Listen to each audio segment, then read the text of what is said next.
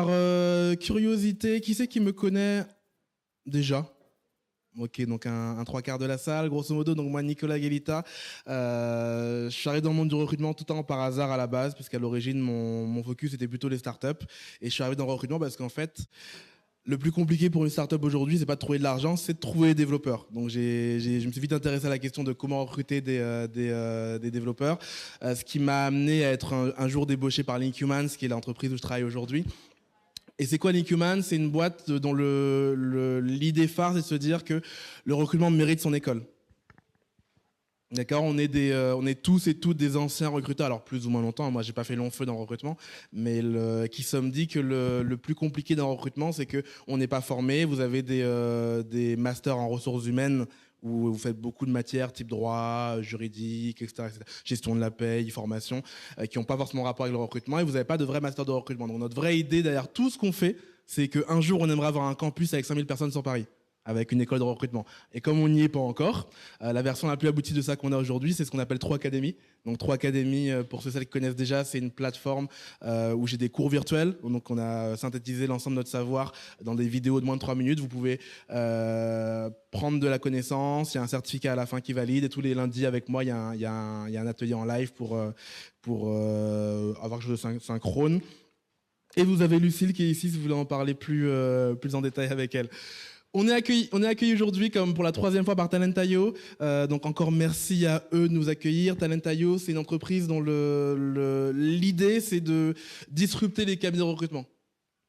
Donc comment on fait? On est sur un marché qui est le marché des développeurs, dont je vous parlais tout à l'heure. Les développeurs, marché ultra pénurique, où le rapport de force est inversé dans le recrutement. Et donc qu'est-ce qu'on fait? C'est qu'on promet aux développeurs de ne pas être spammés. Parce qu'en général, un développeur qui met son CV sur Monster, il est harcelé par le recruteur dans la minute. Donc il s'inscrit sur Talent.io, on lui dit qu'il n'aura que 10 jours, 15 jours de sollicitation.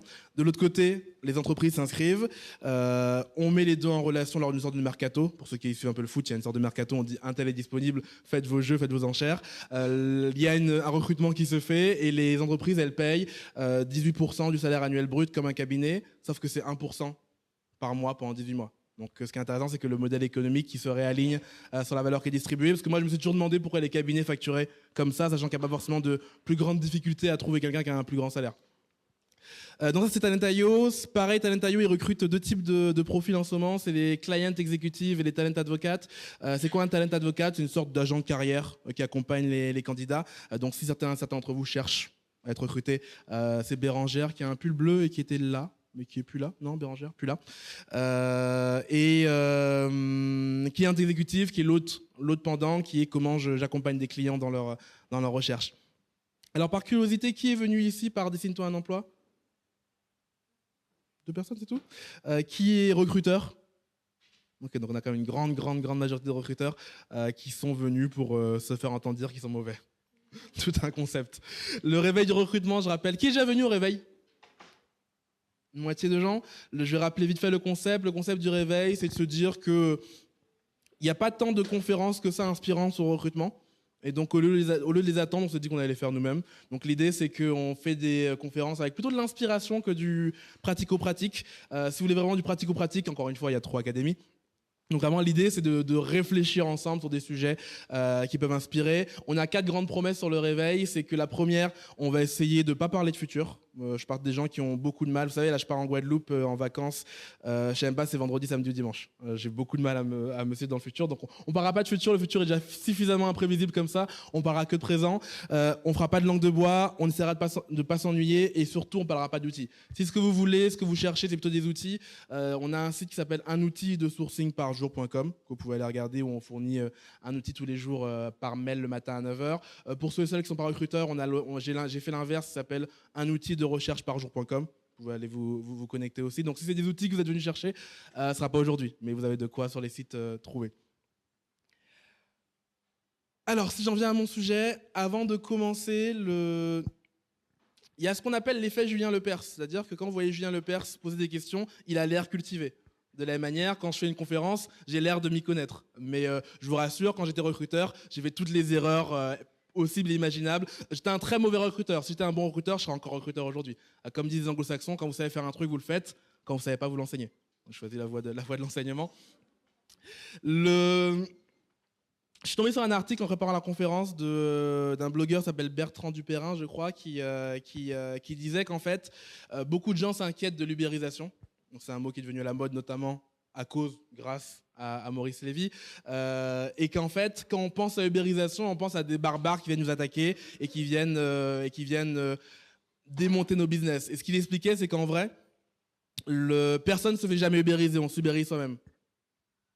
Quand vous y réfléchissez, c'est toujours parce que vous avez une faille dans le service client que les gens viennent vous attaquer. On y reviendra là-dessus et on fera le parallèle avec les recruteurs. Et si vous ne comprenez pas qu'en fait c'est une question de service client avant tout, vous êtes perdu. Et c'est pour ça que d'ailleurs dans la suite de cet article, Maurice Lévy disait nous pour essayer d'aider nos clients à ne pas se faire ubériser, on a recruté des geeks. Si vous pensez que c'est en recrutant des geeks que vous allez éviter ça, c'est que vous êtes mal barré. Je me suis lancé dans une expérience mentale sur le sujet en faisant le parallèle avec les hôtels, en imaginant qu'est-ce qui se passerait si les hôtels nous vendaient des chambres comme on essaie de vendre des emplois. Donc on aurait une annonce comme ça, sans image, avec un hôtel en pleine croissance, et bien situé, avec un chiffre d'affaires, etc. etc. Vous postuleriez, enfin vous essayez de réserver la chambre, on vous dirait bonjour Monsieur Galita, on a bien reçu votre candidature, on vous remercie de l'intérêt que vous portez à notre hôtel, vivement. On a bien pris note que vous voulez réserver le 16 juillet, on va étudier la réservation dans le meilleur délai. Cependant, on a beaucoup de réservations, donc si vous n'avez pas de nouvelles de nous d'ici 3 semaines, c'est que votre chambre n'est pas réservée. Et pour faire ce mail, j'ai copié-collé un mail que je reçois régulièrement de refus de candidature.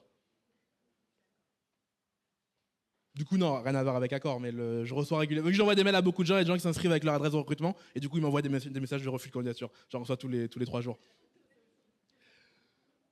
De la même manière, vous avez sûrement tous et toutes déjà été dans un restaurant où vous avez l'impression de déranger les serveurs. Qu'est-ce qui différencie les bons et les mauvais restaurants? C'est pas que la nourriture, c'est aussi le fait d'avoir un service client, des gens qui s'occupent de vous ou pas. Je déteste les restaurants, j'ai l'impression que c'est eux qui me payent pour être là. Et donc, je me suis venu à un constat, c'est que j'aurais pu vous faire une liste d'horreurs de tout ce qui se passe dans le recrutement, parce qu'il y a des choses, il y a de vraies choses qui se passent dommageables. Je me suis dit que je vais au contraire essayer de ne pas avoir un point de vue journalistique, mais d'essayer de rester sur des choses très très banales, qui sont la réalité de ce que vivent les gens aujourd'hui. Avec un point commun à tout le monde, on se rend compte que finalement les candidats n'aiment pas candidater. C'est bête, hein, il y a rarement des gens, Mohamed le disait la dernière fois à la claque, il y a rarement des gens qui vous disent c'est chouette, je suis en recherche d'emploi, ça va être génial, belle expérience. Alors quand je dis candidat, j'ai un défaut de langage parce que j'ai ancien recruteur, donc quand je dis candidat, je parle de n'importe qui, même si c'est nous qui allons le chercher, qui est dans le process de recrutement. Donc les gens n'aiment pas candidater, et paradoxalement, je me suis rendu compte que les messages d'approche que vous envoyez marchaient mieux quand c'était le manager qui les envoyait plutôt que le recruteur. Parce que l'image du recruteur est dégradée. J'ai fait un sondage rapide là sur mes... alors c'est biaisé parce que forcément les gens dans mon Facebook me ressemblent. Quand j'ai demandé aux gens qu'est-ce qu'ils pensaient des recruteurs, j'ai eu plusieurs types de réponses. Première réponse, c'est on dirait des robots. Deuxième réponse, c'est ils sont déconnectés de la réalité de mon métier, ils ne comprennent pas ce que je raconte. Et deuxième chose, ils n'ont pas le vrai pouvoir de décision dans le recrutement, parce qu'en fait c'est le manager qui décide derrière. J'ai regardé sur Twitter aussi ce qui se disait. Le truc très classique et qui ressemble d'ailleurs au paradoxe de la boîte de nuit, où on vous dit je comprends pas, les recruteurs me demandent d'avoir X années d'expérience, mais si personne m'embauche, j'aurai jamais X années d'expérience. Ça, c'est un truc qui revenait. Autre truc qui revient, c'est les histoires un peu plus déprimantes, parce qu'on oublie souvent que les gens avec qui on traite peuvent souvent être en situation de désespoir, parce que chômage, parce que recherche, etc. Et qu'on devrait faire très attention en fait, à la manière dont on les traite, parce que c'est une période qui est délicate pour eux. Et là, il y avait une ex-chômeuse qui décrivait un entretien où elle est arrivée, il y avait une chaise au milieu, donc à 2 mètres du bureau, et elle arrive, on lui dit rien, elle essaye de rapprocher la chaise, on lui dit non, par contre, ne touchez pas la chaise, laissez là où elle est, et donc elle a fait un entretien au milieu de la pièce. Donc, malheureusement, vous avez encore pas mal de pratiques que j'appelle les pratiques cow-boy, qui est qu'on se prend pour des policiers, on essaie de faire d'interrogatoire. Le problème numéro 1, selon moi, des recruteurs et qui nous est reproché par les candidats, c'est la communication. C'est comment je communique avec des gens, comment je parle avec des gens, avec surtout ce gros reproche qui est, on dirait, des perroquets. Donc de 1, là j'ai une amie qui est en train de rechercher justement, c'est bien tombé parce qu'elle est en train de chercher, elle a mis son CV sur Monster, elle était approchée par des recruteurs, et quand vous lisez les messages d'approche et quand vous écoutez les messages vocaux, c'est le même, mais tout le temps le même. Du coup, elle ne sait même pas comment choisir parce que ça n'est que le même. Et en plus de ça, c'est le même mais écrit comme un robot. C'est très paradoxal parce que souvent les gens vous disent qu'ils sont là dans les ressources humaines parce qu'ils sont attirés par l'humain, mais ils écrivent comme des robots. Ce que je dis toujours quand on me demande est-ce que les robots remplaceront les recruteurs, j'en sais rien parce que j'arrive pas déjà à prévoir la semaine prochaine, mais je sais en tout cas qu'on regrettera pas les recruteurs si jamais les robots les remplacent, parce qu'ils partent déjà comme des robots. Et quand pareil que je lui demandais son avis sur le recruteur, elle m'a dit on dirait des grains de riz. Vous avez un paquet de grains de riz, tout se ressemble, j'arrive pas à les différencier les uns des autres. Ça, c'est un message qu'elle a reçu 3 fois. Donc le 3 mai, le 4 mai et aujourd'hui. Donc le recruteur envoyait à chaque fois le même message sans le reprendre et qui vous disait voilà bonjour, je me permets de vous contacter après consultation de profil en ligne. Il a retenu mon attention, j'ai des opportunités, contactez-moi et avec un grand paragraphe de trucs juridiques. Quand vous regardez ce message c'est marrant, il y a 118 mots. Sur les 118 mots, vous avez uniquement 19% des mots, donc 22 mots, qui racontent, dans ce que j'ai mis en vert, qui racontent quelque chose en fait. Tout le reste, c'est de l'enrobage et du vent. Ce qui ressemble typiquement à la communication du service des impôts, par exemple. Quand les impôts communiquent avec vous, ils communiquent comme ça. Et ça, c'est pas du tout le pire. Hein. J'ai des messages, j'en avais encore et encore sur le même schéma. C'est je suis un tel, je fais telle chose, j'ai trouvé votre profil, j'ai une opportunité pour vous, appelez-moi. Et pareil sur les messages vocaux. J'ai écouté les messages vocaux qu'elle a reçus. C'est toujours le même. C'est bonjour, je m'appelle un tel de la société. Et une fois sur 3, on ne rend pas le nom de la CT. Donc c'est dommage, parce qu'on ne peut pas rappeler parce qu'elle ne comprend pas le mot.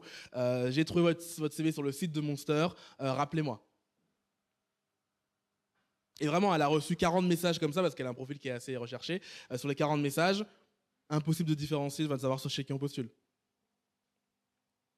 Pareil sur les annonces. Quand vous regardez les annonces, vous avez 99% des annonces, on dirait la même grande annonce copier-coller encore. Donc premier problème, communication. Deuxième problème, l'insensibilité. On verra tout à l'heure comment on en arrive là. Vous avez des notions d'abus de pouvoir aussi dans le recrutement, dont on ne se rend pas compte forcément, dans la mesure où de toute façon, tout homme qui a du pouvoir est porté à en abuser, jusqu'à ce qu'il en ressente les limites. Exemple typique de ça, c'est la file d'attente. Qu'est-ce que j'appelle la file d'attente? C'est le fait qu'on ne répond pas aux candidats qui postulent. Quand vous réfléchissez d'un point de vue business, c'est très paradoxal. Vous imaginez, vous entrez dans une boulangerie et on ne vous sert pas. Et il n'y a même pas quelqu'un qui vous dit à l'entrée si on va vous servir. C'est très violent comme concept. De la même manière, on a souvent ce que Mohamed, mon collègue, a appelé le syndrome du film d'horreur. C'est quoi? C'est que dans un film d'horreur, même si 95% des gens meurent, vous êtes content parce que le héros, il a envie.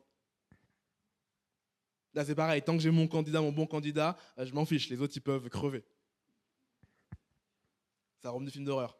Et on s'en rend même plus compte. Quand on parlait aux recruteurs, quand on se parle entre nous, on s'en rend même plus compte de la violence de la chose. Vous savez, il y a une phrase qui dit le silence est la forme la plus aboutie du mépris. Et pourtant, on laisse les gens très souvent dans le silence. Autre reproche qui est fait, c'est de demander des choses qui n'ont aucun intérêt, notamment une lettre de motivation. Et pourquoi je vous l'ai mis dans la case insensibilité et pouvoir? Je donne des cours en école de commerce. Souvent, les gens vous font croire que la génération Y va tout changer. Alors, il n'y a rien de plus faux que ça, c'est les mêmes. Hein. Je les vois, c'est exactement les mêmes. Et il y a une élève qui me disait moi, la lettre de motivation, je trouve que ça sert à rien. Par contre, si un candidat m'en met pas, je le prends pas. Alors, elle l'a pas dit dans cet ordre-là. Hein. Il y a eu un quart d'heure entre les deux répliques. Et je lui disais, mais c'est bizarre, il y a un quart d'heure, tu me disais que je les lisais pas. Oui, mais c'est pas au candidat de décider de pas la mettre. Vous voyez, il y a un syndrome un peu videur de boîte de nuit, j'ai un peu de pouvoir, et sans m'en rendre compte. C'est-à-dire que les gens sont même pas malveillants, en fait. Sans s'en rendre compte, ils tombent dans des dimensions d'abus de pouvoir. Et non, c'est pas comme partout. Souvent, les gens me disent, oui, mais c'est comme partout, il y a des mauvais. C'est pas comme partout. Quand vous tapez sur Google recruteur, en anglais recruiters are, vous obtenez ça. Vous obtenez mal poli, nul, stupide, parasite, je traduis pas ça, menteur, paresseux. Et donc c'est un métier qui souffre d'une image qui est hyper négative et dont on ne se rend pas forcément compte parce qu'en fait, comme on est en position de force, les gens ne nous le disent pas. Autant les gens se plaignent plus spontanément de leur agent immobilier, de leur opérateur téléphonique, etc. Autant dans le recrutement, les gens ne vous diront pas parce qu'en fait, ils ont besoin que vous les recrutiez. Donc ils se le disent entre eux, mais ils vous le disent pas forcément, ils vous le disent pas forcément à vous. Et d'ailleurs, moi j'ai une amie qui me disait qu'à chaque fois qu'elle disait qu'elle était recruteuse en soirée, on l'insultait. Parce que tout le monde a une histoire frustrante qu'il a avec des recruteurs et il a envie de se défouler. Il y a une chose qui s'est passée pendant qu'on regardait pas, c'est ce que j'appelle le roi est mort. Souvent quand on parle de révolution numérique, on se focalise sur le digital, les outils, etc. Mais en fait, ce qui s'est vraiment passé dans les 15 dernières années, c'est que, on en parlait au dernier réveil, c'est que maintenant tout le monde a un micro. Tout le monde peut aller sur Facebook et aller parler à la boîte. Exemple typique, vous savez, chaque année, vous avez une histoire d'une soit Monoprix, soit Carrefour, soit Auchan, bref, peu importe les enseignes de grande distribution. Vous avez une hôtesse de caisse qui est virée, licenciée, parce qu'elle prend un ticket de réduction. Et à chaque fois, Facebook et Twitter s'insurgent, et à chaque fois, ils finissent par reculer à la rembaucher. Et ce qui est marrant, c'est que j'ai fait une recherche sur Google, la plus ancienne année que Google a en sa disposition, c'est-à-dire 1996, et j'ai trouvé dans Libération la même histoire. Mot pour mot. Sauf qu'à l'époque, les gens n'avaient pas Facebook et les gens ne pouvaient pas rétorquer. Donc ce qui se passe vraiment, c'est que vous avez un rééquilibrage qui s'est passé dans tous les secteurs. Et il y a beaucoup de recruteurs qui ne s'en rendent pas compte et qui sont encore sur un piédestal et qui se disent voilà, c'est moi qui recrute et c'est moi qui ai le pouvoir. De moins en moins, vous avez cette relation de pouvoir entre le client et l'acheteur parce que le web a diminué ce qu'on appelle l'asymétrie de l'information. Et pareil, l'asymétrie de la parole. Dernier point que je voulais aborder avec vous sur le constat, c'est que souvent, les bons recruteurs, de leur côté, tapent pas sur les candidats. C'est quelque chose que j'ai remarqué. Il y a souvent une forme de bienveillance chez les meilleurs recruteurs. C'est pas une question d'outils. Une des meilleures recruteuses que j'ai croisées, elle n'avait pas d'outils, elle avait un grand carnet avec un stylo où elle notait les dates d'anniversaire de tout le monde. Elle a sauté les anniversaires et elle est super bonne dans son métier parce qu'elle a une vraie bienveillance, une vraie attention des gens. Donc c'est pas une question d'outils, c'est une question de bienveillance. Et souvent du coup, ils sont souvent naïfs sur le reste de la profession. Quand je raconte aux gens les histoires de recrutement, ils me croient jamais. J'appelle ça le syndrome Donald Trump. C'est-à-dire qu'on croit jamais qu'il y a des gens qui votent pour Trump. Et pourtant, si des gens votent pour Trump. J'ai remarqué aussi, alors tout ce que je vous dirai aujourd'hui, contrairement aux 2 fois précédentes, ça n'est que mon avis à chaque fois. Hein. C'est pas, contrairement à la gestion du temps où j'étais appuyé par des études psychologiques, etc. Là, ça n'est que mon avis. Moi, de mon ressenti, j'ai l'impression qu'il y a quand même pas mal de bons recruteurs dans l'informatique. Pour recruter des développeurs, en général, les gens ont plus d'efforts. D'ailleurs, Talent.io, c'est un site qui recrute des développeurs. Souvent, on se plie en 4 pour les développeurs. Et donc, je me suis posé la question de pourquoi. Comment on est arrivé là? Est-ce que les gens dans le milieu tech sont plus sympas que les autres? A priori, non.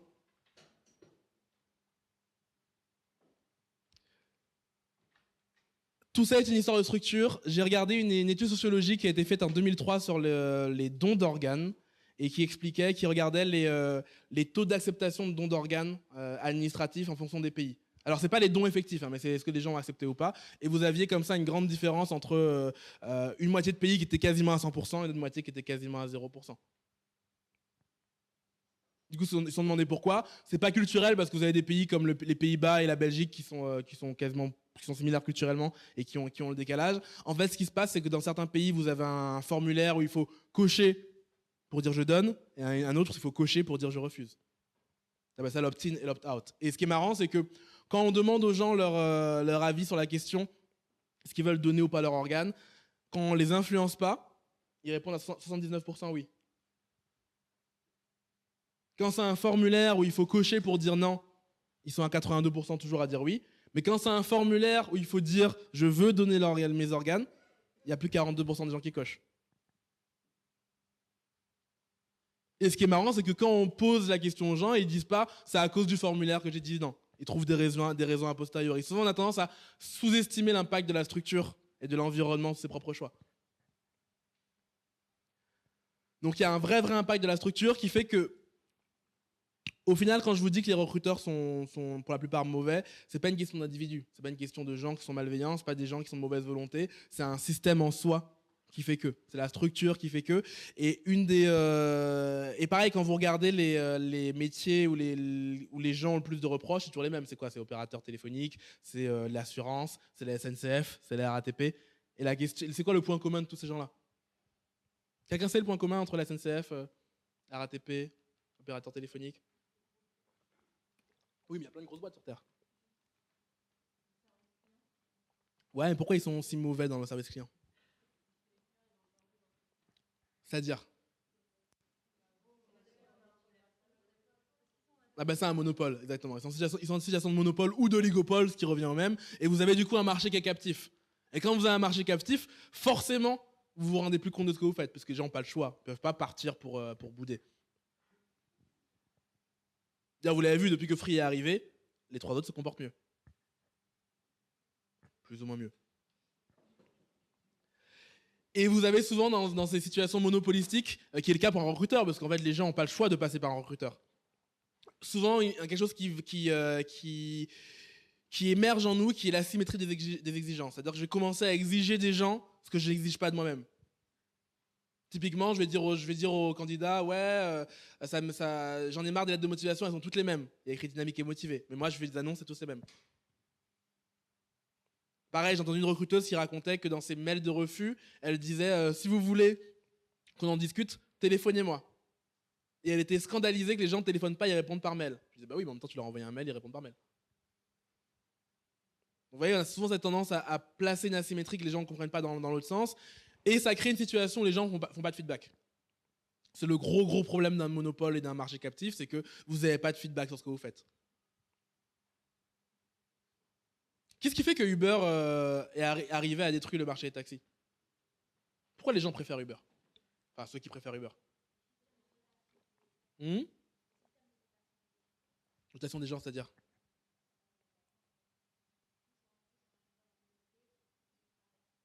Ouais, ça change quoi qu'on note les gens? Ça change quoi qu'on note les chauffeurs? Ils n'ont pas le choix.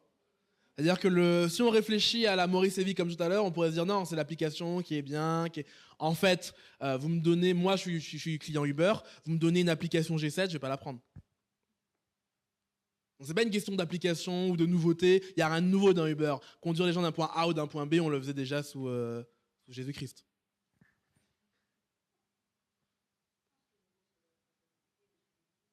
Et alors, il y a ça. Il y a la première chose, la traçabilité, le fait que dans l'attente, et on y reviendra sur la file d'attente, je suis capable de voir ce que j'attends. C'est ce qui est frustrant quand j'attends, par exemple, à la SNCF, c'est que je ne sais pas vraiment quel temps je vais attendre. Et du coup, l'attente devient insupportable parce qu'on ne me la communique pas clairement. Et l'autre truc, c'est qu'effectivement, vous avez un service client qui est meilleur, mais pourquoi? Parce que comme on disait tout à l'heure, les gens notent les chauffeurs Uber, et en dessous d'une certaine note, ils sont virés de la plateforme. Donc ça crée mécaniquement des gens gentils. Et donc, encore une fois, c'est pas une histoire d'individu, c'est une histoire de système. De la même manière, si on virait les recruteurs qui répondent pas aux candidats, ils répondraient. Nicolas, si les chauffeurs Uber, d'accord, se comportaient comme des chauffeurs de taxi, mais dès le départ, ils vous ouvrent la porte, ils ont une bouteille d'eau, ils ont un chargeur, il y a aussi un concept. Le service client. Le service client, même pas réinventé, c'est un client normal. Tu sais, moi, chaque fois que j'ai pris Uber, il y a plusieurs entreprises qui ont fait cet effet-là, Uber, Banking, Citymapper, etc., où je me dis, ah, c'est le service normal, en fait, auquel j'ai toujours eu droit, mais je ne savais même pas. Quand j'entre dans Uber, je me dis juste, c'est juste le service normal auquel j'avais droit, mais je ne savais même pas. Et ils se comportent bien parce que, justement, ils ont la note derrière. C'est pas des gens meilleurs que les autres, c'est juste qu'ils ont des notes derrière. Les clients sont notés aussi, c'est notre histoire.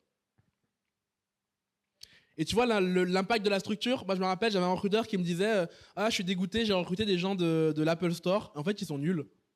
Je dis bah oui, parce qu'ils sont plus dans l'Apple Store. Dans l'Apple Store, ils ont des cadres, des procédures, des guidelines, une manière d'organiser la file d'attente, etc., etc. C'est la structure qui fait que, pardon.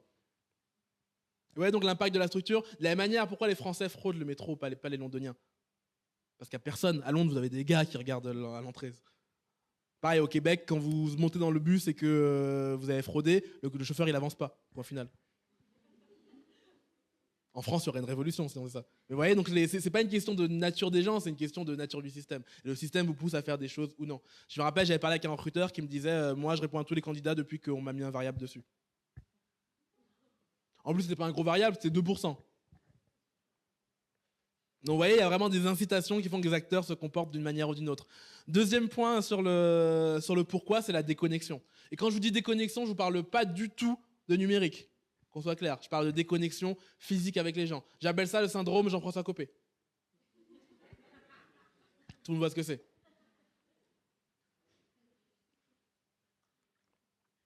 Et qu'est-ce qui fait que Copé, il ne sait pas qu'un pain au chocolat, ça ne vaut pas 10 centimes?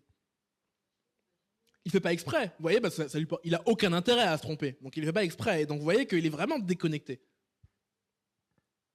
Pareil, quand Nathalie Kosso-Mori, quand Myriam El Khomri sait pas combien de fois on renouvelle son CDD, pourquoi? Parce qu'elle est déconnectée. Et j'aurais pu faire des exemples à l'appel. Pareil avec NKM, que c'est pas le prix du ticket de métro. Comment on arrive là? Parce que vous avez des gens qui sont complètement déconnectés. Pourquoi ils sont déconnectés? Parce que déjà, ils sont pas parmi leurs clients. Et ils n'ont pas le feedback de leurs clients. Ou ils l'ont rarement en tout cas. Et souvent ça se passe quand vous avez des communications, ce que j'appelle la communication mégaphone. Vous avez un mégaphone, vous parlez aux gens et les gens ne vous répondent pas. Bah, comme à la télé, la télévision, la presse, la radio, vous avez un média qui est descendant, les gens ne vous répondent pas. Et donc on a très vite fait de se déconnecter. Troisième raison, c'est que vous avez, je vous le disais, hein, le rapport de force qui nous amène à faire n'importe quoi. Moi je me rappelle, et encore j'entends encore souvent, vous avez des recruteurs qui vont vous dire mon site carrière, c'est pas grave s'il est tout pourri, s'il est moche, parce que du coup, ça fait que les gens les plus motivés vont postuler. Comment on arrive à un raisonnement aussi stupide? Alors, on arrive à là parce qu'on est déconnecté, on a un rapport de force qui est tel qu'on n'a pas de feedback et on fait n'importe quoi. Si on essaie de faire un parallèle, ce serait comme dire j'ai une boulangerie, je vais la mettre en haut de l'Himalaya, comme ça il n'y aura que les gens bien motivés qui vont venir acheter du pain. Et en fait, l'autre problème pervers, c'est qu'en fait, vous attirez pas les gens les plus motivés en faisant ça, vous attirez les gens les plus désespérés. C'est différent. Et c'est le syndrome de l'appartement parisien. Quelqu'un a déjà cherché un appartement? Qui a déjà cherché un appartement à Paris ici? Qui a aimé chercher un appartement à Paris ici? Quasiment personne. Pourquoi? Parce qu'il y a tellement de demandes à Paris que les gens font n'importe quoi. On fait des visites collectives, on vous demande des pièces à ne pas pouvoir. Tout le monde se rappelle de la liste des pièces qu'on demande pour l'appartement? Je vous ai mis un message d'approche de recrutement. Ça me fait penser exactement à un appartement. On me demande... alors, on me présente vite fait la société. On me dit que la candidature m'intéresse. Alors, j'ai pas candidaté. J'ai mis mon CV sur Monster. J'ai pas candidaté. Et on me dit, merci de m'indiquer le type de poste, la disponibilité, vos prétentions salariales, votre zone de mobilité. Exactement comme pour un appartement. Qu'est-ce qu'on se dit au final? C'est qu'en fait, j'ai pas le temps de m'occuper de tout le monde et je vais leur faire un grand truc générique et mon temps est plus précieux que le leur. C'est le message qu'on envoie. Et donc, je vais les trier comme ça.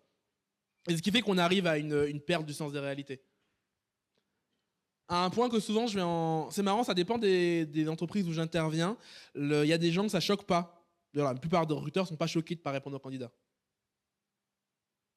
Par contre, 80% grosso modo des recruteurs sont choqués de ne pas répondre à un candidat qui vient en entretien. Quand je leur dis que 79% des candidats ont déjà vécu le fait de se déplacer en entretien et de ne pas avoir de retour, en général, les gens sont choqués. Et pourtant, pour moi, les deux situations sont inacceptables. Que ce soit par répondre. Alors, évidemment, il y en a une qui est encore moins acceptable quand on vous déplace et qu'en plus on ne vous donne pas de nouvelles. Évidemment que c'est plus grave, mais les deux sont graves. J'aime des gens qui me justifient en me disant non, mais les candidats, ils ne payent pas, donc c'est pas mes clients. Et c'est diva. Souvent, d'ailleurs, les gens me disent ça quand ils parlent de... Les recruteurs ne sont pas habitués à recruter des développeurs, qui est un marché pénurique où justement le rapport de force inverse. Ils me disent les développeurs, c'est des divas. C'est pas vrai, les développeurs, c'est des gens normaux, c'est tout. Et comme ils sont en rapport de force plus égalitaire, ils osent vous dire les choses. C'est tout. Mais en fait, ils se comportent juste comme n'importe qui se comporterait. Je me rappelle, je regardais une vidéo de quelqu'un qui a vécu le plein emploi et qui racontait qu'à son époque, c'était génial. Il y avait un concept qu'on connaît plus maintenant qui s'appelle la démission. Je me fais chier dans la boîte, je me casse. Et 24 heures après, j'ai un boulot. C'est ce qui fait d'ailleurs que vous ne devriez jamais parler emploi avec quelqu'un qui a connu cette période-là. Qui ne comprendra pas pourquoi vous êtes au chômage. Quelqu'un qui a vécu cette période-là ne peut pas comprendre structurellement pourquoi vous êtes au chômage. C'est une période où avec un bac, vous deveniez ingénieur. Maintenant, avec un bac plus 3, vous pouvez faire la caisse. Malheureusement. Et donc voilà, c'est comme ça qu'on perd le sens des réalités parce que le rapport de force est tel, le manque de feedback est tel. Et en plus de ça, vous avez sur le recruteur des forces qui s'exercent et qui peuvent faire passer très vite fait du mauvais côté de la barrière. La première chose, c'est que la médiocrité est virale. Et que d'ailleurs, souvent, parmi les meilleurs recruteurs que j'ai croisés, ils viennent pas toujours du monde du recrutement. C'est des anciens commerciaux, des anciens psychologues, des anciens, etc. Même des anciens juristes, j'ai vu ça récemment. Parce que du coup, ils remettent en question les pratiques. Souvent, les gens du Sérail vont se dire, voilà, j'ai vu les annonces, on a toujours fait comme ça. Donc ils ne se posent même pas la question de remettre en question l'annonce. Et d'ailleurs, il m'arrive de donner des formations en rédaction d'annonces. Alors, je n'ai jamais rédigé une moi-même, mais bon, on fait des formations de rédaction d'annonces. Et le premier truc qu'on fait faire aux gens, c'est lire leur propre annonce. En général, juste en lisant, ils comprennent.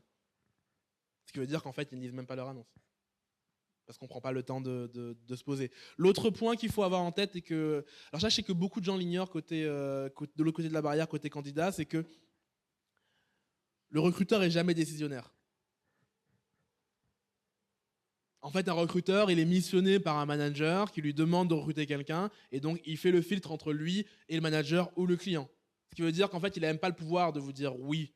Il peut vous dire non, par contre. Le recruteur peut vous filtrer, mais il ne peut pas vous dire vraiment oui définitif. Il faut qu'il s'en réfère à un manager. Et ce qui fait que forcément, même quand vous êtes bon, même quand vous faites votre travail correctement et que vous avez envie de répondre aux gens dans les meilleurs délais, si derrière votre manager ou votre client il répond pas, vous pouvez rien y faire. Enfin, vous pouvez rien y faire. C'est compliqué en tout cas. Je vois des regards très compatissants. Donc vous voyez, il faut avoir ça en tête, c'est que souvent les recruteurs sont entre le marteau et l'enclume. L'autre problème que vous avez, c'est que on recrute beaucoup de RH en recruteur, de genre de formation RH globale. Donc je lisais un article de la Harvard Business Review qui disait que faudrait peut-être plus recruter des gens qui ont des notions de chiffres, d'analyse, de stats, d'acquisition, de psychologie, de commercial, etc., plutôt que des gens qui ont des notions de ressources humaines. Parce que quel est le point commun entre gérer de la paye et recruter quelqu'un?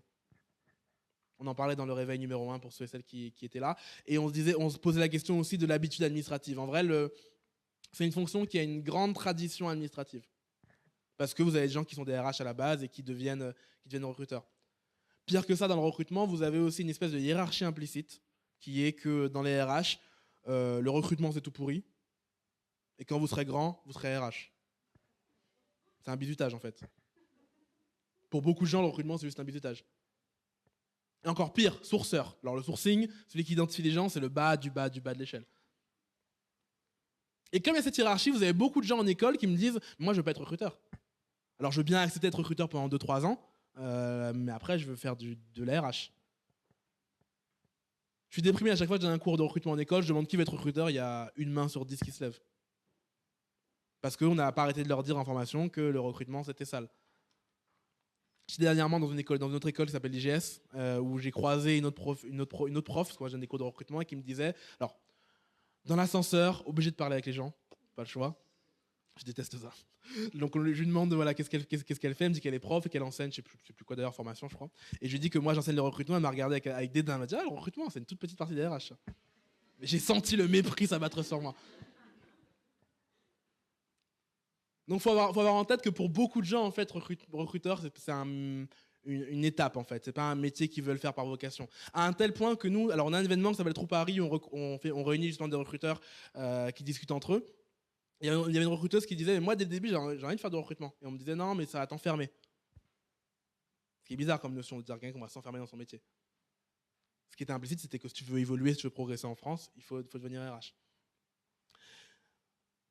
Dernier problème, c'est que vous avez un problème de formation. Comme on vous le dit, nous, on pense que le recrutement mérite son école et qu'il n'y en a pas. Et quand vous n'êtes pas formé aux choses, c'est plus compliqué de s'affirmer derrière devant un manager, par exemple. De lui dire, ben non, voilà, je vais te proposer 3 candidats, tu vas en choisir un des 3. On ne va pas faire traîner la chose. De lui dire qu'un entretien structuré, c'est mieux qu'un entretien non structuré. De lui dire que, etc., etc. Parce qu'en plus, l'image du recrutement fait que beaucoup de gens confondent RH et recrutement. Vous demandez à un candidat, souvent pour lui un RH, c'est un recruteur. Et que du coup, quand les gens s'imaginent un recruteur, ils imaginent quelqu'un assis sur une chaise qui reçoit des CV. Et qui les trie. Très juste, et qui les trie. Ils ne voient pas la phase, sourcing, recherche, etc., etc.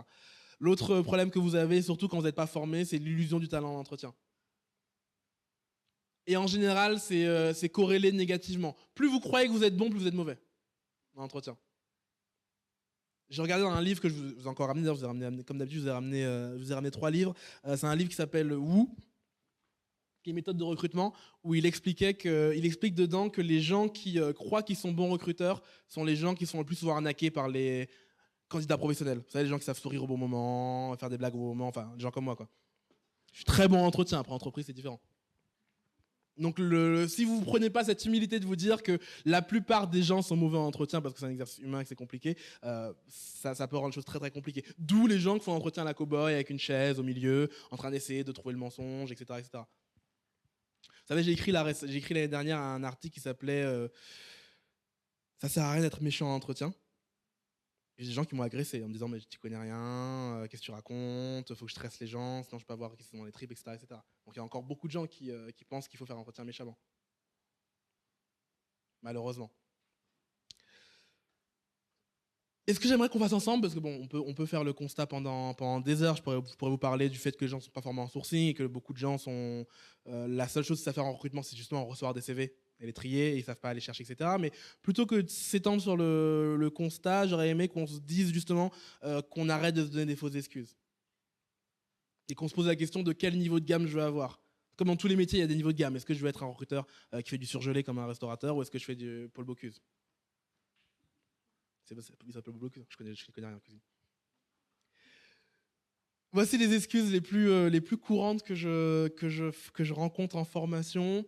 La première, c'est j'ai pas le temps.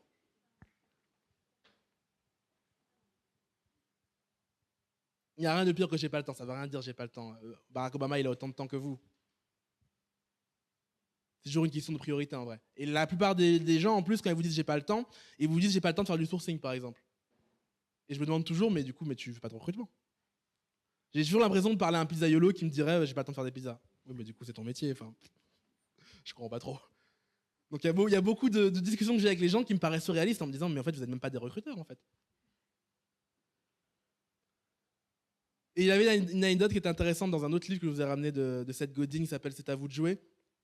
Qui racontait qu'il avait une amie qui était critique de gastronomique et qui lui disait qu'elle avait jamais goûté de bonne omelette et que c'était impossible de lui faire une bonne omelette, qu'elle aimait pas les omelettes. Donc il lui a fait une omelette qui était hyper bonne et elle lui demandait elle lui demande comment il l'a fait. Il expliquait qu'en fait, la plupart des restaurants font des compromis sur l'omelette, c'est-à-dire qu'ils vont vous dire voilà, j'ai pas envie de la faire dans une poêle en fonte, faire dans une poêle régulière. J'ai pas envie d'utiliser une vraie cuisinière, je vais utiliser un brûleur au propane. J'ai pas envie d'utiliser des vrais œufs du marché, je vais les prendre à la chaîne. J'ai pas envie d'utiliser des légumes frais, etc., etc. Il disait qu'en fait, à force de faire des compromis, on en arrive à quelque chose de mauvais. Deuxième fausse excuse que j'entends souvent, c'est j'ai pas les outils. Et là, pour le coup, on a une responsabilité collective, et là, je m'adresse aux gens qui, comme moi, font du contenu sur le recrutement, c'est qu'on tombe souvent dans le réflexe du titre putassier. C'est-à-dire qu'on sait qu'en disant aux gens comment recruter sur Pokémon Go, ils vont cliquer, ils vont venir. Ça sert à rien de parler avec des gens qui n'ont même pas LinkedIn de comment recruter sur Pokémon Go, parce que moi, les clients que j'ai on me croit jamais quand je dis ça, mais je vous promets, quand j'ai une formation, vous avez 30% des gens qui n'ont pas LinkedIn. Je vois des regards choqués encore une fois, la naïveté des bons recruteurs. Sur les 30%, vous avez 30% qui n'ont pas LinkedIn, 20% de plus qui l'ont utilisé une fois ou deux, donc j'ai la moitié de la salle qui n'est pas familière avec LinkedIn. Qu'est-ce que vous voulez parler de recruter sur Pokémon Go sur Snapchat? Et souvent, j'assiste à des conférences comme ça, on parle de ces sujets-là, et je vois des gens prendre note, etc. Et je leur dis, mais t'as Snapchat? Non. Ok, super. T'as LinkedIn? Même pas. Donc on a souvent ce gros piège journalistique qui est tombé dans le nouveau, le fashion, le brillant, etc., etc. Les outils vous sauveront pas. Déjà, si vous avez du mal avec les outils au présent, commencez par maîtriser les outils du présent avant de penser aux outils du futur. Ce que j'appelle l'effet Usain Bolt. C'est-à-dire que quand on voit Usain Bolt courir, on veut les chaussures d'Usain Bolt, mais c'est pas les chaussures qui font courir comme Usain Bolt. Et pareil, Stephen King, qui est un écrivain hyper connu, racontait qu'à chaque fois qu'il fait une conférence, on lui pose toujours la question de avec quel stylo vous écrivez. Mais c'est pas le stylo qui vous fera écrire comme Stephen King. Là, c'est pareil, l'outil, ça vient toujours après, normalement. Et on est autant coupable que les autres que ça. Nous, pareil, quand on vend des formations, on les vend en disant du recrutement sur LinkedIn. Et après, j'arrive en leur disant non, c'est pas vrai. C'était avec toi. En disant aux gens, voilà, non, on ne fera pas de recrutement sur LinkedIn, on va écrire des messages d'approche avec un stylo, une feuille, et on va faire ça. Et on va voir comment on peut améliorer le message d'approche. Parce qu'en fait, souvent, l'excuse de l'outil est une mauvaise excuse. Comme on dit, les mauvais ouvriers ont toujours des mauvais outils. Ils se plaignent de leur outil. Donc ce qui m'intéresse toujours dans le recrutement, c'est toujours de m'intéresser à ce qui ne change pas. Vous savez, j'ai une phrase que j'adore, c'est il n'y a pas d'ancienne ou de nouvelle école, il y a une bonne et une mauvaise école. En vrai, ça n'a jamais été bien de ne pas répondre aux candidats. Il y a toujours eu des bons recruteurs et de mauvais recruteurs. Dans la question, c'est qu'est-ce qui ne change pas au final, quels sont les fondamentaux du métier. Troisième excuse que je rencontre souvent, c'est le management ne veut pas. Alors c'est très marrant, souvent je suis payé par le management pour venir. Donc je leur dis, mais non, c'est pas vrai, parce qu'on m'a missionné pour. Et souvent les gens se réfèrent ont ce réflexe très humain qui est de se dire, c'est la faute du système. Vous l'avez sûrement remarqué dans la période électorale récente, tout le monde est anti-système. Tous les candidats sont anti-système. On a toujours tendance à accuser le management, alors qu'en fait, souvent on se met beaucoup plus de barrières que l'on croit qui sont en nous-mêmes. Vous savez, il y a une image que j'adore et que je ne retrouve jamais, qui est, vous avez un âne qui est accroché en fait à rien. Il n'a pas de piquet et en fait il croit qu'il est attaché. Et dans beaucoup de cas, on est comme ça en fait. On croit qu'on est bloqué par quelque chose, mais on s'auto-censure. Quatrième fausse excuse, c'est répondre à tout le monde est impossible. Et ce qui est marrant, c'est que j'ai deux types de recruteurs. J'ai ceux qui pensent que c'est possible, évidemment, et pour qui ça paraît évident, et les autres pour lesquels ça paraît évident que non.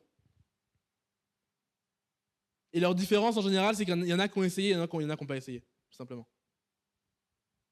Je me rappelle, j'ai parlé avec un recruteur qui me disait, j'ai dit ça pendant 10 ans, puis un jour j'ai essayé. Et je me suis rendu compte que j'ai réussi à m'organiser, à segmenter les messages, parce qu'en fait, il n'y a pas 36 000 raisons de refuser un candidat en premier contact. Il doit y avoir 5-6 raisons, donc vous pouvez faire 5 messages génériques. Alors, dit générique, ça ne veut pas dire écrit comme un robot. On peut écrire un message générique, mais bien écrit. C'était le sujet de la conférence de la dernière fois sur l'écriture. Et qu'on envoie de manière segmentée aux gens. Et il me disait que l'autre secret qu'il avait découvert, c'est que une fois qu'on apprend à dire non aux gens, c'est beaucoup plus simple. Parce qu'en général, on a peur de dire non aux gens, on les garde sous le coude et les piles s'entassent. Ça va très vite. Hein. Vous savez, à chaque fois, je me moque de Laurent parce qu'il a dans son profil LinkedIn, il a 400 invitations. Il y a 2 ans, il en avait 150. Je lui disais, mais traite-les. Il disait, non, je sais pas, j'en ai besoin. Et voilà. Plus les années avancent, et plus il a une pile d'invitations qui augmente. Parce que si vous ne traitez pas les choses rapidement, elles s'entassent en fait. 5e excuse, moi, j'aurais pas aimé qu'on m'approche comme ça. Alors c'est soit sur les messages, soit sur les mails professionnels, soit sur Facebook, soit sur Twitter, soit sur SMS. Enfin, les gens ont une réticence sur de la manière dont ils n'auraient pas aimé qu'on les approche. Mais je leur dis toujours, mais on s'en fout de ta préférence à toi. Parce que tu te recrutes pas toi-même. Je vous invite vraiment à vous poser la question de qu'est-ce que votre cible aime en fait.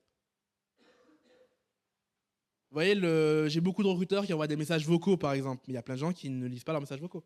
Je suis partie de ces gens-là malheureusement. Si vous envoyez un message vocal, vous pouvez toujours attendre que je l'écoute. Ouais, mais donc là, on en revient un peu à la problématique des outils. Si tu as un outil qui t'envoie des SMS, tu peux t'appuyer et que tu peux faire un peu fun, mais voilà, en 3 clics, en un ce qu'il a fait, c'est un gage de temps précieux. Et on en revient au fameux temps où tu peux prendre un facteur avec le candidat pour lui dire, bah ouais, c'est bon. Il est évident, alors quand je vous dis que c'est pas les chaussures de Usain Bolt qui vous font courir comme Usain Bolt, il est évident que si vous voulez courir les Jeux Olympiques, il ne faut pas y aller en Converse. Enfin, sans offense pour Converse. Mais effectivement, tu as l'outil derrière. Mais en général, l'outil vient après. En général, les gens se posent la question. Les meilleurs se posent la question après de l'outil. Ils veulent faire quelque chose et ils cherchent l'outil correspondant. La mauvaise façon de se dire, c'est j'y arrive pas parce que je manque d'outils. Et souvent, quand je fais une formation LinkedIn, d'ailleurs, les gens, le premier truc qu'ils me disent, c'est j'y arrive pas parce que j'ai pas LinkedIn recruteur. On fait 8 heures de formation, ils me disent ah, en fait, je peux faire plein de trucs sans recruteur. Je savais même pas. Et je leur montre quoi? Je leur montre un sorcier. Souvent, les gens pensent que Linkumans, les gens nous payent pour faire du contenu plus avancé que ce qu'on donne gratuitement. C'est faux. On nous paye pour faire du contenu plus basique que ce qu'on fait gratuitement. Et donc, quand j'arrive en entreprise, je leur montre quoi? Recherche avancée de LinkedIn, c'est quoi? Il y a un bouton avancé, on clique dessus, et puis on l'ouvre, et puis on regarde ce qui se passe. C'est juste que les gens n'ont jamais fait l'effort d'avoir la curiosité intellectuelle d'aller regarder. Donc souvent, l'outil est une mauvaise question. Ça peut être une bonne question, évidemment, c'était mal outillé, mais souvent, c'est une mauvaise question. 6e fausse excuse que je vois et qui est très très marrante, c'est dans mon secteur, c'est différent.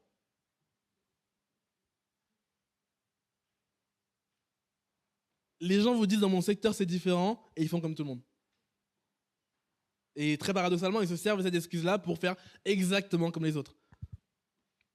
Donc non, une fois pour toutes, dans votre secteur, c'est pas différent. Ça peut l'être un peu, mais il y a de grandes tendances qui sont à l'œuvre et qui sont toujours les mêmes. bien écrire, c'est bien écrire, peu importe à qui vous écrivez, même s'il y a plusieurs spécificités. Mon excuse favorite, c'est quand on explique aux gens que l'entretien structuré est la meilleure manière de faire. Alors, qui sait ce que c'est un entretien structuré? Par ordre de main. Ah, pas tant de gens que ça. Je vous ai ramené pareil un livre pour ceux que ça intéresse sur l'entrevue structurée. Pareil, qui a été écrit par un Canadien, je crois. Et c'est la méthode qui scientifiquement a été établie comme étant la meilleure. Alors, je ne ferai pas un cours d'entretien structuré, pour ça, il faut venir sur Academy. Mais ou acheter le livre. Mais il se trouve que cette méthode-là, elle est 2 fois plus efficace qu'un entretien non structuré. Et pourtant, quand vous la présentez à des gens, donc alors c'est un truc où vous avez un jeu de questions qui est prédéfini, vous posez les mêmes questions à tout le monde pour pas avoir d'inégalité et pour diminuer les biais cognitifs, la discrimination, etc. Et premier réflexe de beaucoup de gens, c'est oui, mais c'est un métier humain, je perds mon humanité en faisant ça. Je suis toujours étonné quand quelqu'un me dit qu'il a un métier humain, à croire que les docteurs ils travaillent avec des chiens ou des chats, ou que les vendeurs c'est avec des lapins, je sais pas. Tout le monde a un métier humain. C'est pareil, je me méfie toujours des gens qui disent le mot humain de la même manière que je me méfie des gens qui disent marketing digital. Je sais pas ce que c'est le marketing digital en 2017, c'est le marketing tout court. De la même manière qu'on ne dit pas le marketing sur ordinateur. Dernière fausse excuse, alors c'est mon excuse détestée, c'est la faute des candidats. Souvent les gens vous disent voilà c'est la faute des candidats parce qu'ils font ci, parce qu'ils font ça. C'est le genre de choses qui ne vient que parce qu'on a un rapport de force et qu'on en abuse sans s'en rendre compte. Quand vous réfléchissez bien, au final, c'est notre métier à nous. Personne n'est candidat par profession. Donc c'est notre métier à nous. C'est comme si on disait, c'est comme si vous avez un vendeur, le client est désagréable avec lui, il se met à être désagréable avec lui, mais sauf que lui, il est payé pour pas être désagréable. C'est la différence. Donc c'est notre métier. Ça revient au genre d'excuses du type, vous savez, les entrepreneurs qui échouent, souvent vous disent, le marché n'était pas prêt. Ou pas mûr. Ce qui est aussi idiot que d'être un... Vous imaginez, demain, vous avez un pilote d'avion qui vous dit « Le sol était trop bas. Je me suis écrasé, mais je n'ai pas compris, le sol était trop haut, j'ai pas compris. » C'est idiot. Ton métier consiste justement à lancer un produit dans le bon timing. Et d'ailleurs, souvent, c'est une excuse qui cache la médiocrité de leurs produits. Je ne sais pas si vous avez connu les smartphones avant les iPhones et les téléphones Android, ils étaient pourris. Le tactile, il marchait pas, il n'y avait pas de 3G, la connexion, c'était en WAP. Si en 98 on m'avait donné un iPhone ou un Samsung Galaxy, je l'aurais utilisé. C'est juste qu'à l'époque, il n'y avait pas de cette qualité-là. Donc souvent, quand les gens vous disent que le marché n'est pas prêt, ça faut des candidats, c'est une manière de se défausser.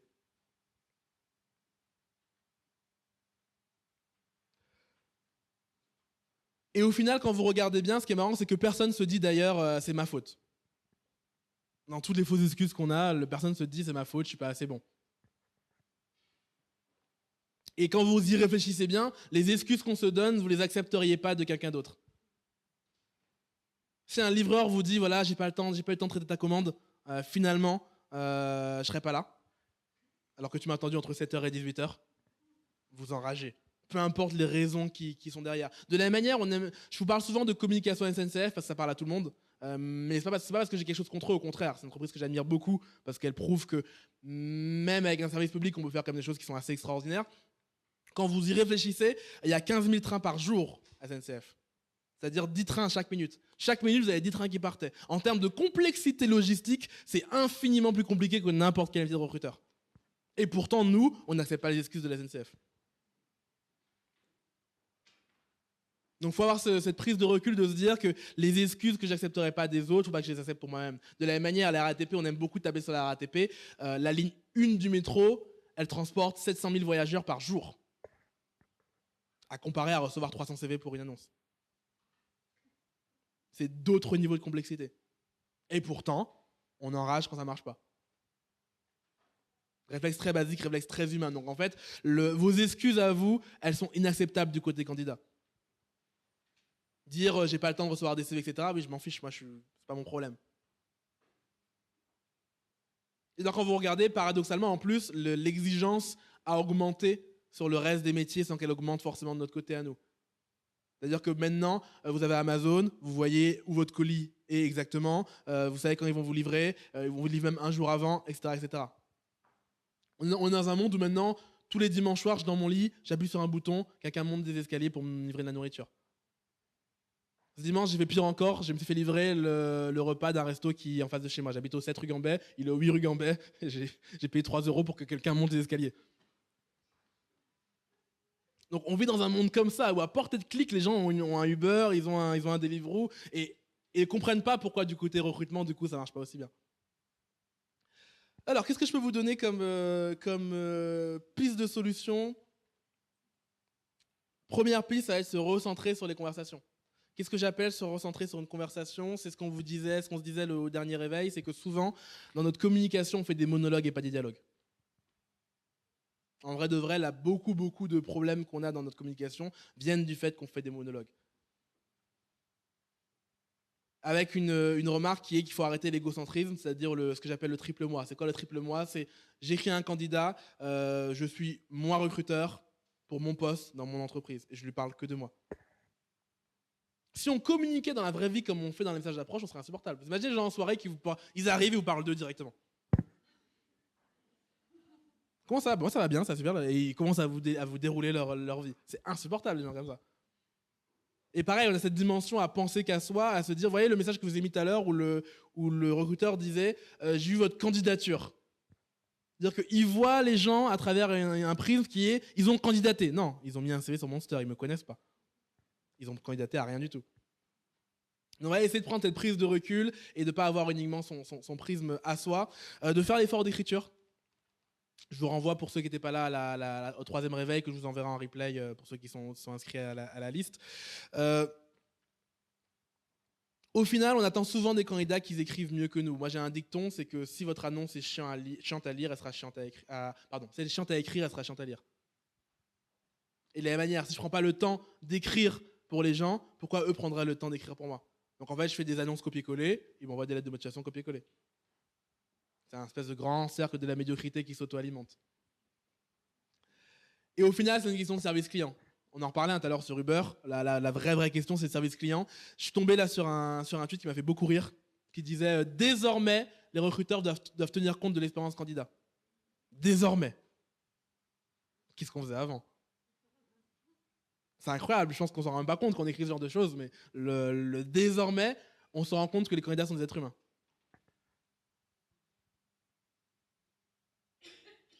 Et malheureusement, c'est pas un tweet idiot, parce qu'en fait, dans beaucoup de cas, les gens oublient l'expérience candidat.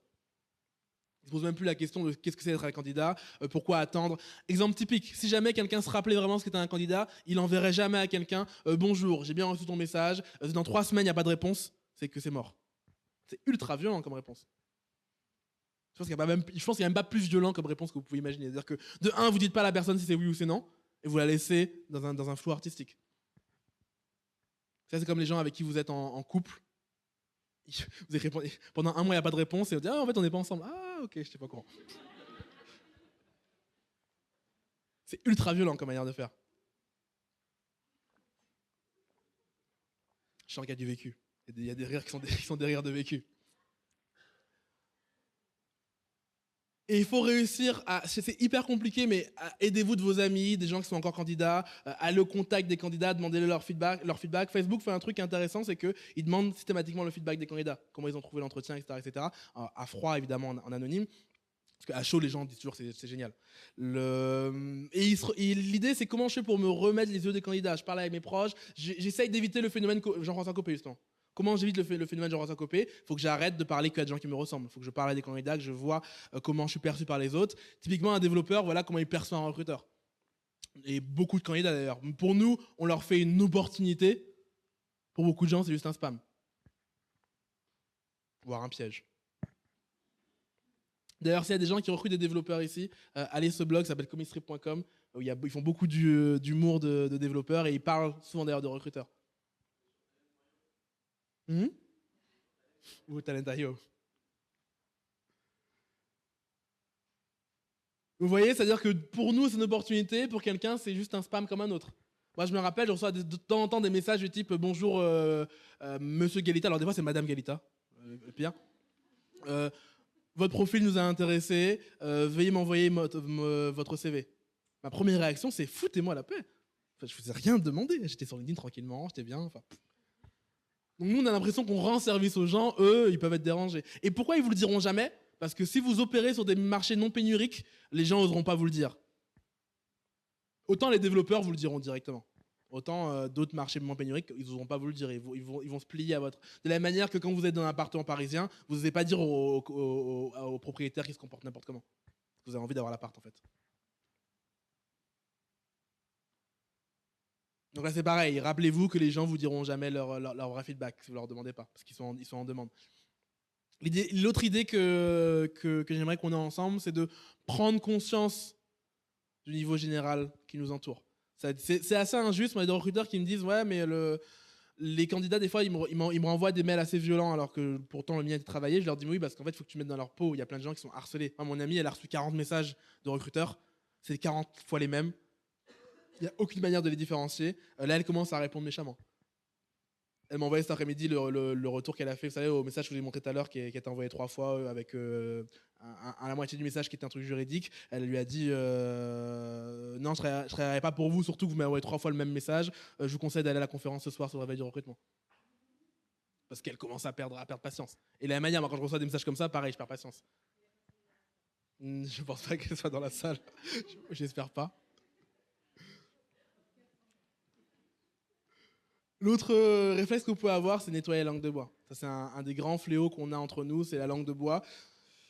Souvent, les recruteurs parlent en langue de bois pour aucune raison. Autant un politique, il a une raison de parler en langue de bois, c'est qu'il essaye de fuir la question. Autant un recruteur n'a aucune raison de noyer le poisson. Mais vraiment aucune raison. Si ce n'est une culture administrative, on parle comme les impôts. Qu'on n'a pas quoi? Bah, tu peux dire, j'ai pas l'info. Ouais, c'est la vérité. La langue de bois, c'est quoi la langue de bois? Je vais dire ce que c'est la langue de bois. La langue de bois, c'est leader de notre marché en pleine croissance. Nous recherchons des collaborateurs dynamiques et motivés. Voilà, c'est du blablabla qui fait que c'est tiède et qu'on comprend rien. On est d'accord, la langue de bois, c'est pas une question de vérité ou de mentir, c'est une question de noyer le poisson ou de parler directement. Je vous invite à parler directement aux gens. Feedback, demandez du feedback aux gens. Je vous l'ai dit tout à l'heure, vous devriez mettre un point d'honneur à avoir toujours encore du feedback des gens. Pas forcément à chaud, parce qu'à chaud, les gens vous disent jamais la vérité. D'ailleurs, c'est pareil. À la fin de la conférence, je vais demander aux gens comment c'était, ils me disent tous que c'est bien. Donc, je leur dis toujours, tu me diras la vérité par mail. En vrai, les gens n'osent jamais vous dire que c'est nul. Donc, parce qu'en plus, là, dans ce cadre de recrutement, encore une fois, les gens sont en situation qui peuvent être délicates. Parce qu'ils sont en recherche d'emploi, parce qu'ils ont besoin de travailler, etc. etc. Pourquoi des gens, moi j'ai vu sur Twitter des gens qui disaient c'est marrant, Quick me demande des lettres de motivation pour aller travailler derrière le guichet. J'ai plutôt l'impression que c'est eux qui devraient m'envoyer une lettre de motivation pour que je les rejoigne. Mais pourtant les gens s'y plient, parce qu'ils n'ont pas le choix. On invite vraiment à demander du feedback. Deuxième point, deuxième catégorie de choses qu'on peut faire, c'est de sortir de la naïveté. Qu'est-ce que j'appelle sortir de la naïveté? Première chose, admettre humblement qu'un entretien, qu'un recrutement, c'est pas du tout 100% fiable. On est dans de l'aléatoire parce que dès qu'on touche à des matières humaines, forcément vous avez de l'aléatoire. Il y avait je sais pas si vous vous rappelez, il y avait une étude de la Harvard Business Review qui vous disait qu'ils avaient mis en compétition des algorithmes et des humains et les algorithmes faisaient 25% de mieux en termes de prédiction de performance qu'un être humain. On s'est concentré là-dessus, mais en fait là où moi je me suis concentré, c'est de comparer les deux taux et c'était 29% pour la machine. 22% pour le recruteur. Et quand on dit 22%, 29%, c'est en plus du hasard. Ce qui veut dire que, grosso modo, on est à 20% meilleur que lancer des pièces à pile ou face. Pour plein de raisons, parce qu'il y a plein de choses qui ne sont pas notre contrôle, parce qu'on peut recruter quelqu'un, lui vendre quelque chose, et le manager derrière, c'est pas du tout ce qui c'est pas du tout ce qui a été vendu, etc., etc. Donc vous avez une matière qui est très, très, très aléatoire. Et il y a un autre biais qui a été identifié par Bourdieu, qui est que la plupart des humains pensent qu'en tant qu'humains, ipso facto, ils sont sociologues. Et qu'il suffit de se connaître soi-même pour être sociologue. Alors, au contraire, la plupart des gens ne se connaissent pas eux-mêmes, parce qu'on a des biais cognitifs, parce qu'on a des erreurs mentales. Une des expériences que je fais avec les gens en école pour les vacciner, c'est je suis monté un élève sur scène, il a le choix entre dire la vérité ou dire le mensonge sur 10 images, et les gens essayent de deviner s'il dit le mensonge ou la vérité. 80% de la classe ne fait pas mieux que le hasard, c'est-à-dire 5 sur 10. Ça vous met une humilité, ah oui, en fait, je suis pas si bon que ça à détecter, à comprendre l'être humain. Même se comprendre soi-même, c'est hyper complexe.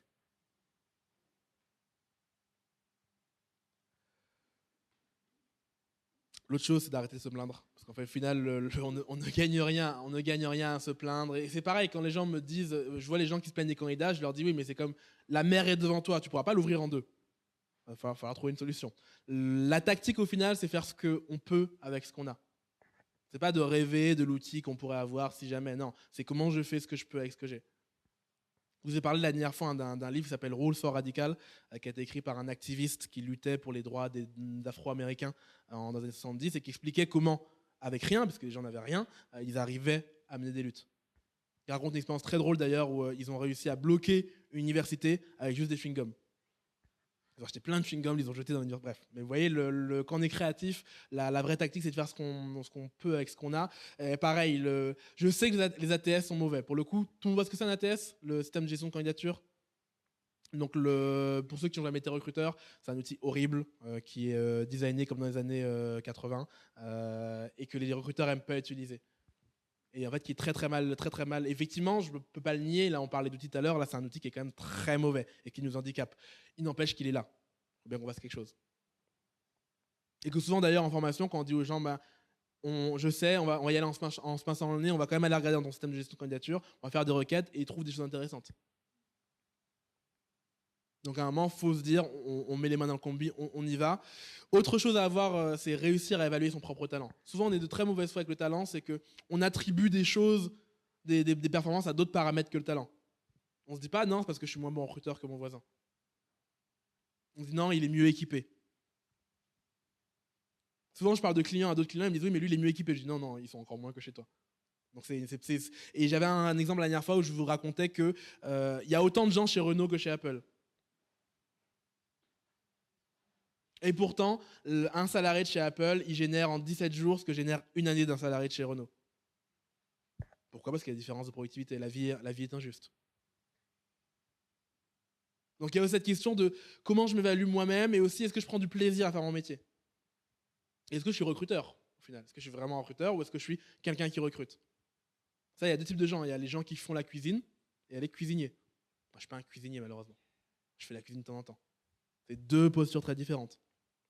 Troisième point à avoir en tête, c'est comment je change ma posture intellectuelle. Première posture à avoir, c'est le candidat est roi. C'est pas vrai. De la manière que je dis toujours qu'il n'y a pas de mauvais élèves avec des mauvais profs. C'est pas vrai non plus, il y a des mauvais élèves. Mais en fait, le fait de se mettre dans cet état d'esprit-là vous permet de vous améliorer en permanence. Donc dites-vous qu'au final, le candidat est roi, c'est toujours ma faute à moi. Et en partant de là, ça va permettre de vous remettre en question vous-même et d'avancer, d'accord, avancer. Même quand vous dites pas royalement. Il y a toujours une raison structurelle, il y a toujours... T'as dit... Répète. À la signature du client. Oui. Des fois, les candidats abandonnent. Mais on pourrait se dire, mais est-ce que c'est pas moi qui n'ai pas vérifié ? On pourrait se demander, est-ce que c'est pas moi qui n'ai pas vérifié, qui n'ai pas sécurisé le truc ? Mais vous voyez, peu importe ce qui se passe, dites-vous que le candidat est roi. Moi, je déteste quand vous... Il n'y a rien de plus insupportable d'appeler un service client, le produit ne marche pas, et on vous dit c'est ta faute, je ne sais pas l'utiliser. Alors souvent, c'est vrai, mais c'est pas une bonne posture. Ce que je disais tout à l'heure, peut-être que si je désiste, c'est qu'on ne l'a pas sécurisé. Mais effectivement, de toute façon, on ne pourra pas nier le fait qu'il existe un pourcentage de gens qui se comportent mal. La question, c'est en tant que posture intellectuelle, comment je me positionne. Et le fait de se donner aucune excuse, même dans les pires cas, ça vous permet de mieux vous sentir. L'autre point fondamental, c'est de se former. Et ce qui est marrant, c'est que souvent, les meilleurs recruteurs sont souvent des gens qui pensent ne rien savoir. C'est très paradoxal. Dans le livre dont je vous parlais, de Seth Godin, qui s'appelle « C'est à vous de jouer », il disait qu'il y a une seule chose qui sépare les bons étudiants des mauvais étudiants. Il vous disait les bons viennent et disent « je veux apprendre ». Et quand ça ne marche pas, ils voient l'échec comme un état transitoire. Ils vous demandent comment faire, autre méthode. En résumé, ils ont soif de connaissances. Alors que les mauvais étudiants, la seule question qu'ils ont, c'est quand l'examen ? Comment on est noté ? Et au moins d'échec, ils vont baisser les bras. Et il racontait du coup, et on revient à cette histoire que les révolutions ne sont pas une histoire de numérique, que l'éducation en ligne, tout le monde pensait qu'en mettant des cours en ligne, les gens allaient mieux apprendre. Au final, c'est pareil, il y a toujours 99% des gens qui abandonnent en cours de route. C'est pas une question d'outils en fait, c'est une question de est-ce que j'ai envie d'apprendre ou pas. Et vous verrez, les meilleurs recruteurs sont toujours des gens qui me disent voilà, j'y connais rien. Et souvent, ce qui est marrant, c'est quand on les amène dans des événements comme Trou Paris où ils voient les autres, ils disent ah ouais, d'accord, en fait, je pensais trouver de l'aide, mais en fait, non. Donc il y a une caractéristique dans les bons dans tous les métiers, c'est qu'ils ont toujours envie d'apprendre. Ils vous disent jamais je sais quel est mon métier, je sais quoi faire, je ne peux rien apprendre. C'est pour ça que nous, on se dit que le recrutement mérite son école, c'est de se dire que plus on va former des gens, et plus aussi ils vont trouver le plaisir d'apprendre. Nous, notre grande hypothèse, c'est que l'apprentissage, l'éducation est au centre de tout. C'est-à-dire qu'une fois que vous avez appris à faire quelque chose, vous allez apprendre à prendre du plaisir là-dedans. Vous allez être plus performant.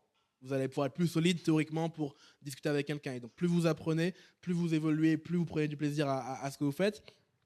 Et du coup, s'il y a quelque chose à retenir de ce que je vous dis, c'est qu'à la question pourquoi les recruteurs sont pour la plupart mauvais, ma réponse est surtout qu'il n'y a pas de recruteurs en fait.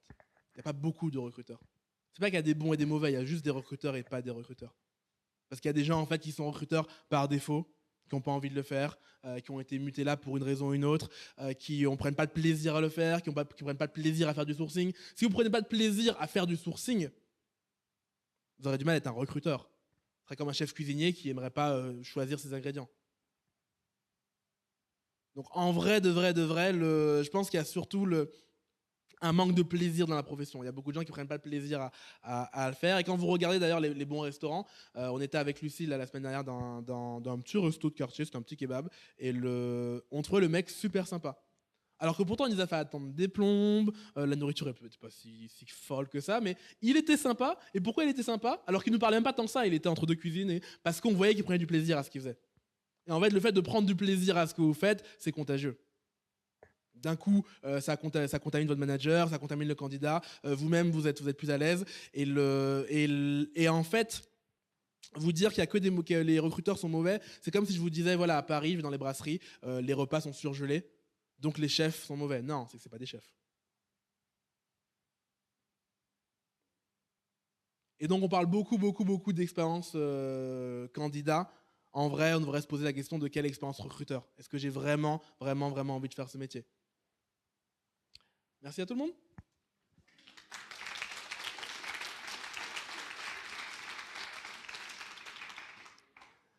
Des questions?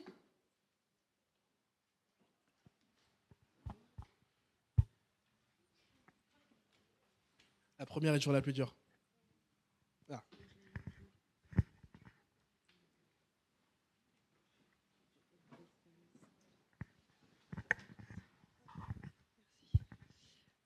Oui, alors déjà, je ne suis pas du tout recruteuse et votre conférence m'a fait beaucoup de bien parce que j'ai cherché beaucoup du travail et j'en ai pas trouvé souvent. Et je crois que le principal reproche que je ferai aux recruteurs, c'est de recruter quelqu'un qui est bon en entretien, qui n'est pas bon forcément dans le poste. Et ça, c'est un truc, soit on sait faire, soit on ne sait pas faire. Mais la question que soit on sait faire, pardon, je parle du point de vue du candidat.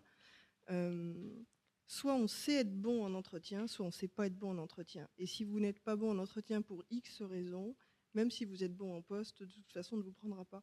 La question que je voulais poser aux recruteurs, c'est une vraie question. Est-ce que pour vous, ça génère du stress, faire passer un entretien d'embauche? Parce que je vous pose la question parce que je trouve que la plupart sont... on a vraiment l'impression que les deux passent un entretien. Il y a un rapport de force qui est très très net. Il y a un rapport hiérarchique très fort, d'autant plus pénible qu'il est nié, c'est-à-dire qu'il est nié au sens de... En fait, les recruteurs font genre qu'ils sont sympas et c'est perçu comme étant faux parce que... Voilà. Et en même temps, souvent, je me suis dit que c'était aussi une posture pour se rassurer. Et c'est une question que je pose. Est-ce que c'est stressant de faire passer un entretien d'embauche? Est-ce qu'il n'y a pas des mécanismes de défense qui se mettent en place et qui peut-être expliquent aussi... voilà. Il y a plusieurs choses dans ce que je dis. C'est qu'effectivement, premièrement, c'est très compliqué de différencier les gens bons en entretien des gens bons tout court. C'est pour ça que c'est aussi compliqué de faire un entretien. La deuxième chose que je disais tout à l'heure, c'est que c'est une histoire de structure. Au final, les gens n'ont pas conscience de la structure. Et quand tu parles de rapport hiérarchique, souvent le rapport hiérarchique, quand tu es dans la bonne position, tu le sens plus. quand tu es du côté de l'autorité, du côté, tu le sens plus. Donc en fait, les recruteurs sont en général, alors il y a des cow-boys encore une fois, mais la plupart des gens sont bienveillants et sans s'en rendre compte, ils vont t'exercer une pression, mais sans même en être conscient. D'ailleurs, c'est pour ça que je détestais l'entretien. Quand j'étais recruteur, je ne supportais pas faire un entretien parce que je sentais directement installer un rapport hiérarchique. Et même le candidat, il se positionne comme ça. J'ai discuté avec Lucille avant qu'elle arrive chez nous, et au début, elle me parlait en langue de bois.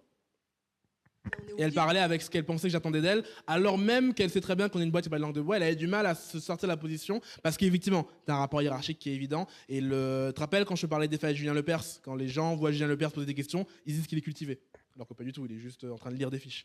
Donc t'as effectivement cet effet inconscient qui joue.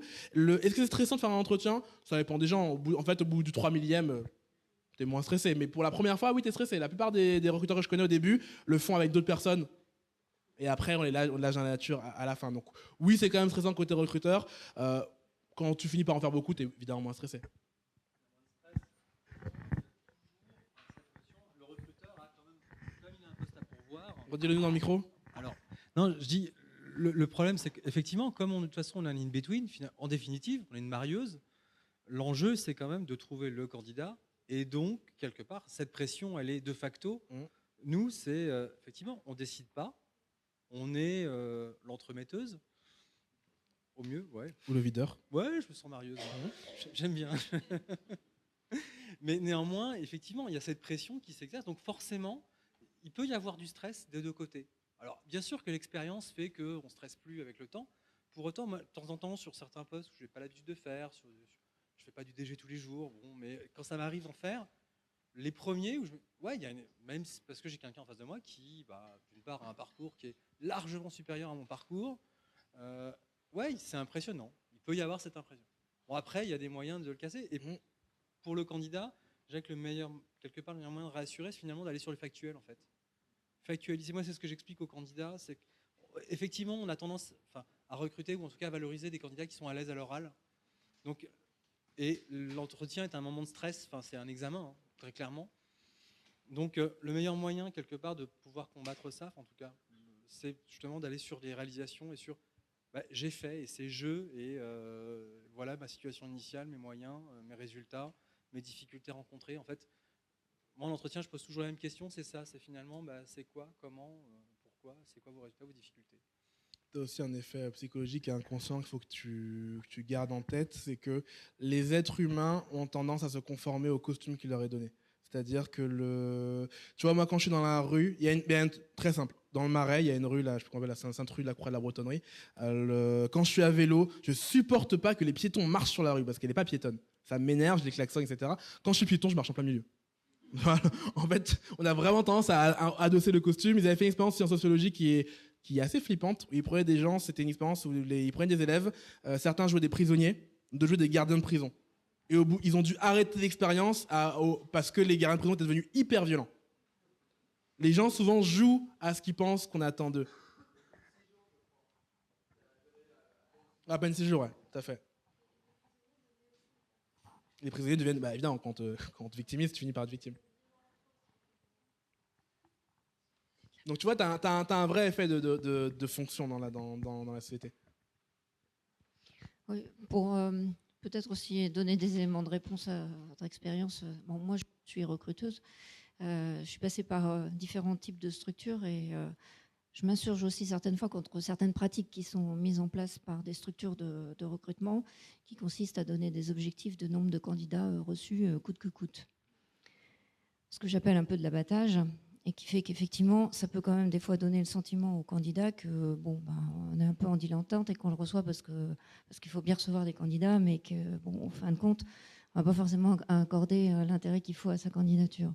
Donc, par rapport, je dirais, à ces pratiques et cet effet miroir qui peut être donné, c'est vrai que je pense que les recruteurs ont aussi des questions à se poser dans leur manière de donner les objectifs à leurs équipes, selon moi.